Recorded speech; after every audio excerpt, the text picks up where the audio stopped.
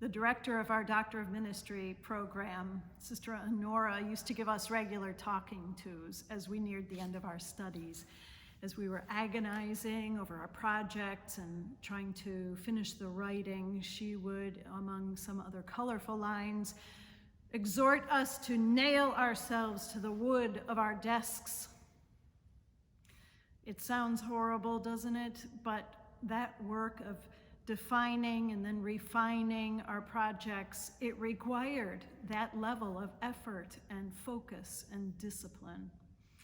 It felt like agony sometimes, but in the end, we presented the fruit of our labor, and I know I will never forget that feeling of accomplishment and fulfillment. So it's my passion for scripture study and for preaching is what led me through that passion, in another sense, of a powerful and painful work. Coming through that passion has brought me and all of you, I hope, with whom I'm privileged to minister, new horizons and new insights.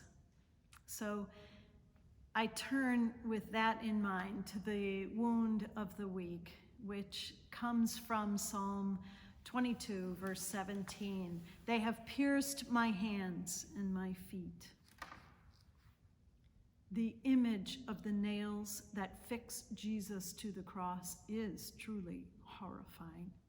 And beyond the physical, literal form of torture of that first century, we can also contemplate the kinds of nails that fix people to the crosses of poverty, violence, and injustice in our own day.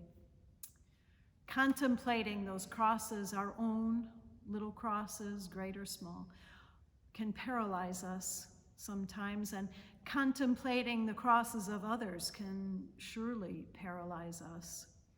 Inundated with the witness of so much pain, we can experience compassion fatigue and numbness. We're unable to respond, and sometimes all we can do is breathe. For a moment, then, let's step back and try to look again at our world, at our loved ones, even at our own selves through the eyes of Jesus. His passion for life and well-being and liberation is meant for all of us and for all of creation. But of course, it's that passion for life and liberation is what led him to experience his passion on the cross. And that passion that we see in turn all around us, reflected in the lives of others, even in creation, that passion calls us to respond with the passion of Jesus for life and well-being and liberation. That is the wonder that God accomplishes through this Paschal mystery. That in our own little crosses, our own little deaths along life's way, we can see ourselves in solidarity with the big picture of the world's passion and of the big picture of God's liberating work as well. Even if we can't see over the horizon to know exactly what well-being and liberation and life look like, it calls for trust on our part, doesn't it? And for persistence and perseverance in prayer. It invites us to join others so that we are not alone, but we can be in solidarity and in communion.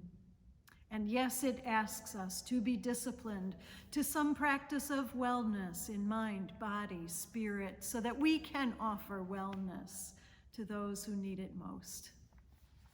So this is an opportunity, I think, to ask God to take our passion for the gospel, for the good news, and spur us on through the cross toward liberation and justice for all.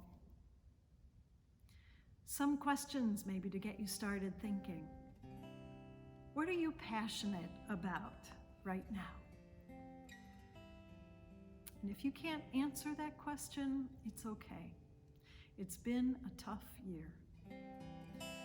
Maybe try asking yourself, if I could get passionate, if I could get energized about something, maybe a project or a practice or a person, what would it be? Can I ask Jesus to be with me as I start or as I start again, to navigate that discipline and that effort and the focus that this project or this new passion might require of me? Let's wonder what life-giving and liberating future God has in store for all of us. God bless.